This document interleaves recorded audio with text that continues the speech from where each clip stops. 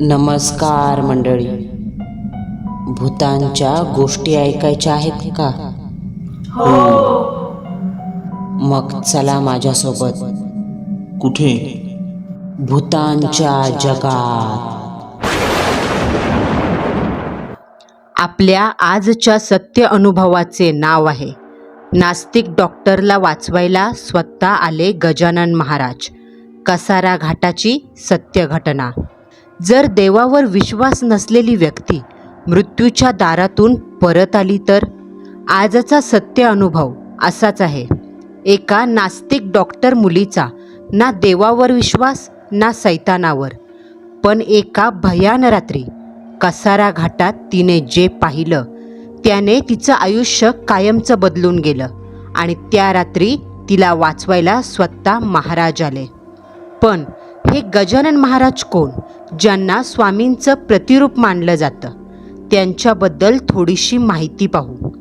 वऱ्हाडातील शेगाव हे गाव प्रसिद्ध झाले ते श्री संत गजानन महाराजांच्या वास्तव्यामुळे. शेगाव हे बुलढाणा जिल्ह्यातील गाव सध्या तालुक्याचे ठिकाण असून पूर्वी खामगाव तालुक्यातील प्रमुख शहर म्हणून प्रसिद्ध होते. फार वर्षापूर्वी या गावाचे नाव शिवगाव होते. पुढे त्यांचा अपभ्रंश होऊन शेगाव झाले. संत गजानन महाराज शेगावात माघ महिन्यात वैद्य सप्तमीच्या दिवशी भक्तांच्या कल्याणासाठी प्रकटले. तो दिवस होता शके 1800 म्हणजे 23 फेब्रुवारी 1867. श्री देवीदास पातुरकर यांनी घराबाहेर टाकलेल्या उष्ट्या पत्रवळीतील अन्नाचे कण वेचून खात असताना आणि गाई गुरांना पिण्यासाठी ठेवलेले पाणी पीत असताना ते बंकटलाल अगरवाल यांना सर्वप्रथम दिसले. गणगण गणात बोते हे त्यांचे भजन चालू असल्यामुळे लोकांनी त्यांना श्री गजानन महाराज हे नाव दिले. जाणकारांच्या माहितीनुसार गजानन महाराज स्वामी समर्थांच्या समाधी घेण्याच्या काही दिवस आधी शेगावात प्रकट झाले. या दोन महापुरुषांनी एकमेकांची भेट घेतली असं अनेकांचं मत आहे. त्यासहित स्वामी समर्थांचे आणि गजानन महाराजांचे स्वभाव अगदी मिळते जुळते होते. म्हणूनच त्यांना शेगावचा स्वामी पाठीराखा असं म्हटलं जातं. थोडक्यात काय तर स्वामींसारखेच गजानन महाराज देखील भक्ताच्या रक्षणासाठी चौकट सोडून नक्की येतात.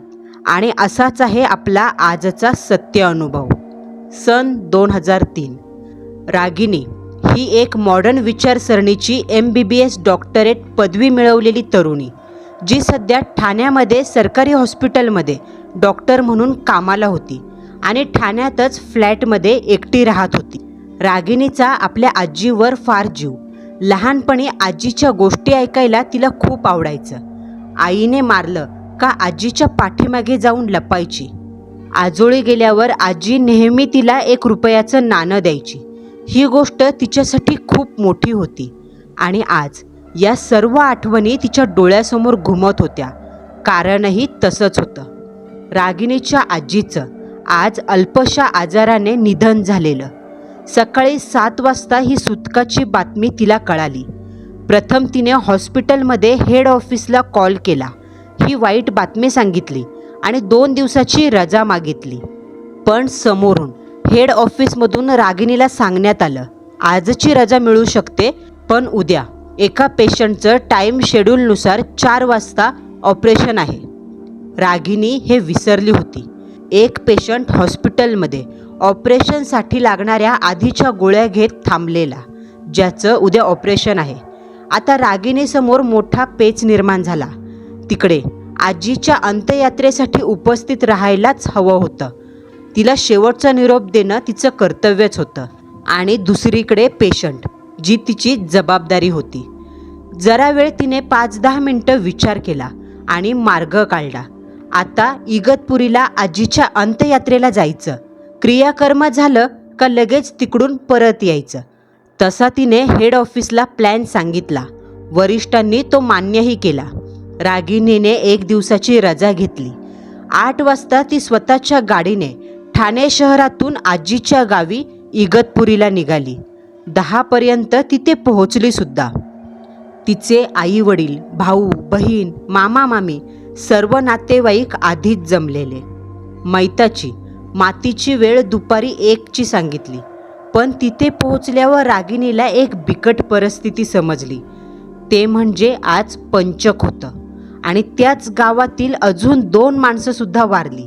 आजीचं प्रेत हे 3ऱ्या नंबरला शेवटला जाळलं जाणार होतं आणि मैताला प्रेताग्नी देण्याची वेळ ठरली रात्री 8:30ची. हिंदू धर्मानुसार अंत्ययात्रा 8 वाजता निघाली आणि प्रेत स्मशानात पोहोचल्यावर ठरलेल्या वेळेत रात्रीच्या काळोखात क्रियाविधी करून त्याला जाळलं गेलं. जरा वेळ नातलक थांबली आणि जसा कवटी फुटल्याचा आवाज झाला सर्वजण घरी परतले, कारण रात्री स्मशानात जास्त वेळ थांबणे मानवी देहासाठी वर्ज्य असतं. आपल्या जवळच्या माणसाला गमावल्याने हृदय कमकुवत, निराश झालेलं असतं. शरीरात अन्न पाणी नसल्याने शरीर अशक्त असतं आणि त्यात मृताचा वास देहाला जाणवतो, ज्याने अवतीभोवती फिरणाऱ्या आत्मा जिवंत देहाकडे आकर्षित होतात, त्यांच्यावर हावी होऊ शकतात. म्हणूनच सगळेजण स्मशानात मागे वळून न पाहता घरी आले. घरी येता येता सगळ्यांना 9:30 झाले.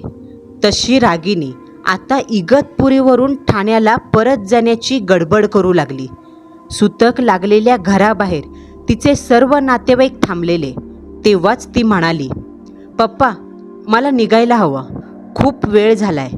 रागिनीच्या या वाक्यावर सगळ्यांना असमंजस धक्का बसला, कारण सकाळपासून सुरू असलेल्या सुतकाच्या या परिस्थितीत आपण परत जाणार आहोत हे सांगायला तिला जमलं नव्हतं आणि अचानक "आता मी जाते" हे ऐकून सगळ्यांना धक्का बसला. "रागिनी, अगं काय म्हणतेस? तुला कळतंय का? ही वेळ आहे का परत जायची?" तिची आई काळजीच्या स्वरात म्हणाली. "आई, मला नाही थांबता येणार. उद्या दुपारी एका पेशंटचं ऑपरेशन आहे. नाही गेलं तर बोलणी ऐकायला लागतील," रागिनीने चिंताग्रस्तीत स्वरात सांगितलं. "अगं पण तू आजची रात्र थांब, उद्या निघ," रागिनीचे पप्पा म्हणाले. "नाही जमणार. आता निघाले तर 12:30पर्यंत पोहोचेल, फ्लॅटवर आराम करेल आणि जर सकाळी निघाले तर ट्रॅफिक लागेल, त्यात ड्रायव्हिंग करून थकलेली असेल. ऑपरेशन करताना व्यवस्थित फ्रेश नाही राहणार." रागिनीचं बोलणं सगळ्यांना पटलं. त्यामुळे काळजावर दगड ठेवून रागिनीच्या आईने तिला परवानगी दिली, पण जाताना सक्त ताकीद दिली. "एक सांगते, ऐक. या 1.5-2 तासाच्या प्रवासात कसारा घाट लागेल. तिथे कोणी दिसो, गाडी थांबवू नको." रागिनीने तिच्या आईच्या वाक्यावर भुवया उंचवत डोळे वर केले, कारण तिचा अशा गोष्टींवर तीळ मात्र विश्वास नव्हता. "कमॉन आई, मी एक डॉक्टर आहे आणि जर मीच भूताखेतावर विश्वास ठेवत बसले ना तर आमची काही समाजात किंमतच उरणार नाही. उलट मांत्रिक, भगत हॉस्पिटलमध्ये धंदा उघडून बसतील."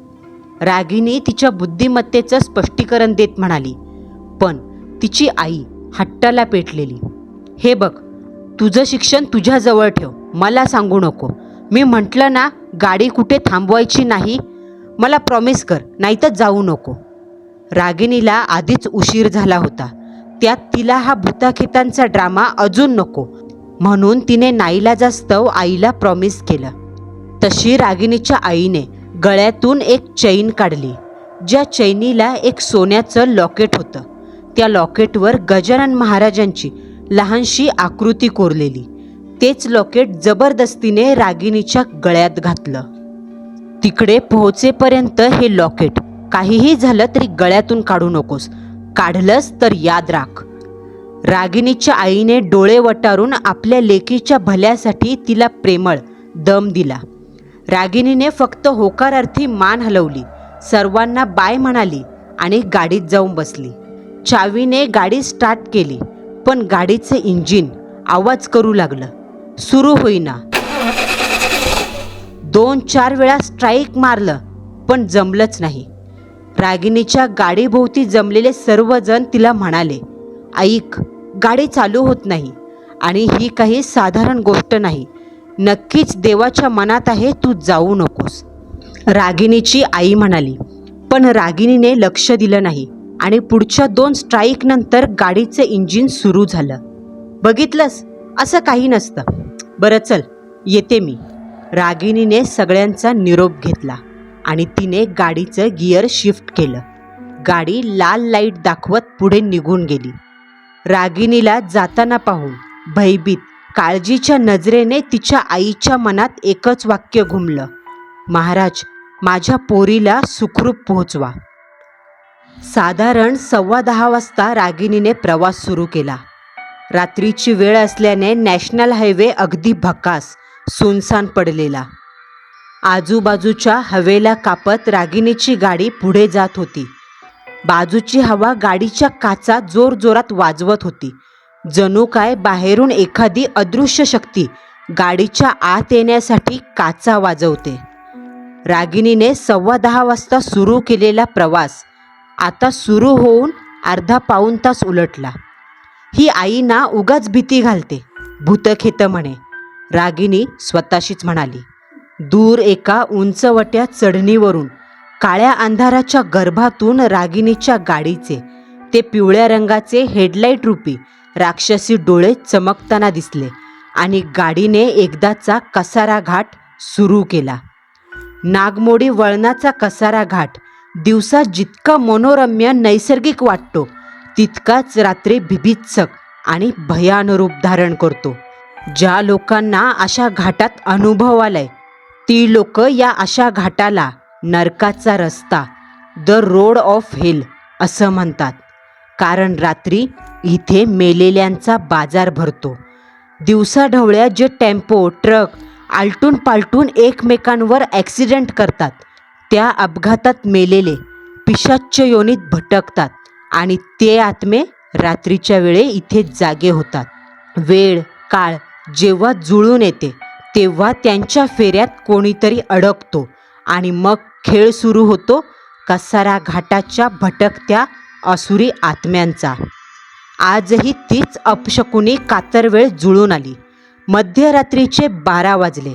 रागिणीची गाडी कसारा घाटातून डाव्या उजव्या बाजूची वळणं घेत मध्यम गतीने धावत होती. पिवळ्या हेडलाईटच्या उजेडात रस्त्याच्या बाजूचा कठडा, खालची हिरव्यागार झाडांची दरी दिसायची. इगतपुरीवरून कसारा घाटाचं अंतर कमी असलं तरी रागिणीला ड्रायव्हिंगची सवय नसल्याने रागिणीचं कंबरडं दुखायला लागलं. म्हणूनच तिने गाडी कसारा घाटाच्या एका बाजूला थांबवली. गजानन महाराजांचं लॉकेट गळ्यात घातलेलं पण ते तिला टोचायला लागलं. म्हणून वैतागून तिने ते लॉकेट काढून सीटवर ठेवलं आणि गाडीच्या बाहेर उतरून पाण्याने चेहरा धुवू लागली. बाहेर सुनसान स्मशान शांतता पसरलेली. अंगाला गारठा झोंबत होता. गाडीच्या डाव्या बाजूला हिरवीगार झाडं आणि एक सुकलेला ओढा दिसायचा. रागिणीने आपल्या शरीराला आळोखे पिळोखे दिले. तोच तिचं लक्ष रस्त्याच्या डाव्या बाजूला जरा दूर एक झाड होतं तिथे गेलं. तिथे एक काळा कुट्ट हत्तीसारखा फुगलेल्या पोटाचा रेडा दिसला. अंधारात त्याची काळी चकाकती कातडी नागाच्या त्वचेसारखी लुकलुकत होती. काळोखात त्याचे डोळे रक्तासारखे चमकत होते आणि त्याच्या डोक्यावरची शिंग चेटकिनीच्या नख्यांगत टोकदार झालेली. शरीराची कसलीही हालचाल न करता तो रेडा मान थोडी खाली झुकवून एकदम रागीट नजरेने जणू रागिणीकडेच पाहत होता. रागिणीला तो उंच भरभक्कम देहयष्टीचा रेडा पाहून छातीत धडकी भरल्यासारखं जाणवलं. तरीसुद्धा एक हिंमत म्हणून तिने बाजूचा खाली पडलेला दगड उचलला आणि तो दगड त्या रेड्याच्या अंगावर फेकला. पण काय आश्चर्य, तो दगड त्या रेड्याला लागलाच नाही. उलट रेड्याच्या आरपार जात मागे दरीत पडला. रागिणीने ते दृश्य अगदी उघड्या डोळ्यांनी पाहिलं. पण मन मानेल तर ना. तिने बाजूचा अजून एक दगड उचलला आणि त्या रेड्यावर फेकून मारणार तेवढ्यात त्या रेड्याने उजव्या बाजूला वळण घेतलं आणि समोर असलेल्या 20 फूट खाडीत उडी मारली. अचानक 2 सेकंदात ही विलक्षण घटना घडली जी पाहून रागिणीच्या काळजात धस झालं. बिचारीला वाईट वाटलं. आपल्यामुळे एक मुका जीव हकनाक मेला. रागिनी धावतच त्या खाईपाशी आली. काळजीच्या भावनेने तिने टॉर्च मारत खाली पाहिलं. वर चंद्र उगवलेला. सर्व काही धुसर का असेना पण स्पष्ट होतं. त्या खालच्या खाईत मोठमोठ्या दगडांवर तो जखमी रेडा किंवा मेलेलं प्रेत दिसायला हवं होतं. पण ना प्रेत ना रेडा काहीच दिसेना. 20 फुटावरून तो प्राणी खाली कोसळला. मग त्याचे पाय तरी नक्कीच मोडले असते. तो मोठ्याने ओरडला असता. पण ओरडणं सोडा, तो जेव्हा खाली कोसळला तेव्हा आजूबाजूची दगडी माती घरंगळत गेल्याचा आवाजसुद्धा झाला नाही. हे रागिनीच्या लक्षात आलं. पण या घटनेला नाव तरी कसलं द्यायचं? ती डॉक्टर ना, शिकली सवरलेली. तरी या घटनेने तिला चक्रावून सोडलं. इथे थांबणं म्हणजे धोक्याचं आहे हे तिला कळलं. म्हणूनच कुठेतरी तिने सुदबुद्धी सुचल्याने तो रेड्याचा विषय तिथेच सोडला. मरू दे मेला तर, आपलं काय जातंय, असा विचार करून ती पुन्हा गाडीत येऊन बसली. कसारा घाटापासून आता ठाण्याचं अंतर तिला पार करायचं होतं. रागिनीने गाडी पुन्हा रस्त्याला लावली. पण आज मोठ्या कमालाची गोष्ट होती. कसारा घाटात एकट्या रागिनीची गाडी सोडली तर आज कोणत्याही गाडीचा नामोनिशाण दिसेना. किंवा रागिनी अशा एका फेऱ्यात अडकलेली असेल जिथे रस्ते सुनसान, ओसाड आणि आत्म्यांनी भरलेले होते. अशात 2-3 मिनिटं गेली. रागिनीला गाडीच्या पिवळ्या उजेडात गाडीपासून जरा दूर रस्त्यावर 30 मीटर अंतरावर एक भगवी साडी, लाल ब्लाऊज घातलेली बाई, जिच्या हातात एक लहान मूल होतं आणि त्याला कडेवर घेऊन मंद गतीने ती चालत होती असं दिसलं. त्यासहित रागिनीने एक गोष्ट नोटीस केली. गाडीच्या पिवळ्या उजेडात त्या बाईची सावली दिसत नव्हती. हे दृश्य जरा चक्रावून सोडणारं होतं. हळूहळू गाडी त्या स्त्रीच्या जवळ गेली तशी रागिनीची आश्चर्य कुतूहलाची नजर त्या स्त्रीकडे वळाली आणि तिथेच खिळून राहिली. आता गाडी त्या स्त्रीपासून 15 मीटर अंतरावर आली. तोच त्या स्त्रीने चालायचं थांबवलं आणि पुढे जी घटना घडली त्याने तिच्या काळजाचा ठोका चुकला. ती स्त्री जागेवर थांबली. गरकन उजव्या बाजूला वळाली. रस्त्यावर आडवी उभी राहिली. रागिनीची गाडी हळूहळू पुढे जातच होती. तोच त्या स्त्रीने आपल्या हातातलं तान्हुलं बाळ रस्त्यावर मनात दया माया ही भावना न ठेवता रागिनीच्या गाडीसमोर फेकलं. थोड्याच वेळात वेळेची गती मंदावली. रागिनीचे डोळे विस्पारले. मान मंद गतीने समोरच्या रस्त्यावर गेली. गाडीपासून 5 मिनिटं अंतरावर बाळोत्यात गुंडाळलेलं एक नवजात रक्ताने माखलेलं पोर रडत होतं. रागिनीची भयाने वाचलेली नजर त्या पोरावर गेली आणि ब्रेकवर पाय द्यायला म्हणून तिने पाय उचलला. तेवढ्यात गाडी वेगानं त्या पोराच्या अंगावरून गेली. गाडीच्या उजव्या बाजूचे दोन्ही टायर स्पीड ब्रेकरवरून गेल्याप्रमाणे गाडी एका बाजूला वर झाली आणि जरा दूर जात रागिनीने करकचून गाडीला ब्रेक मारला. गाडीचे 4ही टायर आवाज करत जागीच थांबले. धगधग करत रागिनीच्या छातीचे ठोके वाढले. आत्ता काही वेळा अगोदर आपण एका नवजात मुलाच्या अंगावरून गाडी घातली. या विचाराने रागिनीचे स्टेअरिंगवर असलेले हात थरथर कापू लागले. 50-60 ऑपरेशन सक्सेस केलेली रागिनी आज विचित्र घटनेने थरथरायला लागली. पोटात गोळा आला, कानसुळं तापली आणि याच भय अवतारात तिने समोर डोक्यावर असलेल्या आरशातून मागे पाहिलं. तसा तिला एक अकल्पनीय धक्का बसला. कारण मागे चंदेरी प्रकाश सोडून काहीच नव्हतं. ना ती बाई, ना ते गाडीच्या चाकांनी चिरडलेलं लहान बाळ, ना त्याच्या रक्तामासाचा गोळा. सर्व कसारा घाट अगदी सुनसान, स्मशान शांततेने भरलेला. तरी अशा भयाच्या अंमलाखाली मूर्खपणा करत बाजूच्या डोअरवर हात ठेवून ती नेमकं काय प्रकरण आहे हे पाहायला बाहेर उतरणार. तोच मागच्या सीटवरून एक पवित्र, गरम, आल्हाददायक पण आज्ञाधारक हाक आली. थांब, उतरू नकोस. हा दरवाजा उघडलास तर सीमेपलीकडे पाय ठेवशील, मग पुन्हा या जगात प्रवेश नाही. चल, गाडी सुरू कर, मी आहे तुझ्यासोबत. त्या आवाजात एक पाठीराख्याची भूमिका होती. तो आवाज मधाळ, वाहत्या पाण्यासारखा वाटत होता. ती परिस्थिती मनावर इतकी दडपण आणणारी होती का रागिणीला तुम्ही कोण, गाडीत कसे आलात हे विचारायची सवड मिळाली नाही. रागिणीचे सिक्स सेन्स आता अतिउत्तेजित झाले. मनाला या साधारण दिसणाऱ्या रस्त्यावर एक अखंड, अनैसर्गिक, अनामिक शक्तीचा स्रोत जाणवायला लागला. रागिणीने थरथरत्या नजरेने मागे कोण बसलंय हे पाहण्यासाठी डोक्याच्या वर असलेल्या आरशात नजर टाकली. मागच्या सीटवर हलकासा काळा अंधार पसरलेला आणि त्याच हलक्याशा प्रकाशात तिला दिसलं एक माणूस सीटवर डावा पाय मुडपून बसलाय, उजवा पाय सीटवर ठेवलाय आणि दोन्ही हातात चिलीम आहे, जी तो माणूस ओढत होता. चिलीममध्ये विस्तवासारखे निखारे पेटलेले, ज्यातून पांढरा धूर बाहेर पडत होता. समोर लक्ष दे, मागे पाहू नकोस बाळा. पुन्हा मागून तोच आवाज आला. त्या आवाजात मनाला भुरळ पाडणारी शांतता होती.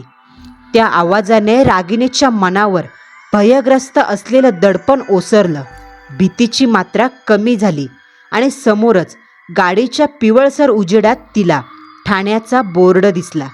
पुढच्या 1 मिनिटात तिने कसारा घाटाची वेस मागे सोडली. याचा अर्थ तिने कसारा घाटात किती वेळ घालवला याचा तिलाही अंदाज लागेना. त्या क्षणाला एखाद्या संमोहनातून बाहेर आल्यासारखं रागिणीला विचित्र फील झालं.